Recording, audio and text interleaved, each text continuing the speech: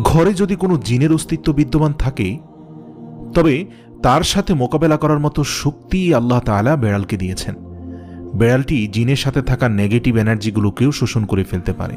শুধু তাই নয়, বেড়ালের শরীরে আল্লাহ এমন একটি ব্যাকটেরিয়া দিয়েছেন যা কিনা আমাদের আশেপাশে থাকা সব ধরনের নেগেটিভ এনার্জিকে শোষণ করে নেয়।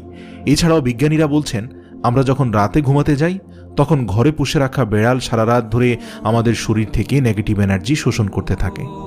আল্লাহ রাব্বুল আলামিন বেড়ালের মাঝে কিছু বৈশিষ্ট্য দিয়েছেন, যার কারণে এমন সুন্দর একটি মাখলুক আমাদের রোজকার জীবনের অংশ হয়ে উঠেছে। রাসূল সাল্লাল্লাহু আলাইহি সাল্লাম বেড়াল পছন্দ করতেন এবং বেড়াল পালন করার কারণে তিনি তার এক প্রিয় সাহাবীর ছদ্মনাম দিয়েছেন আবু হুরায়রা, যার শাব্দিক অর্থ দাঁড়ায় বেড়ালের পিতা। কেন একজন মুসলিমের বেড়াল পালন করা উচিত? গবেষণা করে জানতে পারা যায়, আজ থেকে ৮,০০০ বছর পূর্বে জঙ্গলের বেড়ালরা খাবারের খোঁজে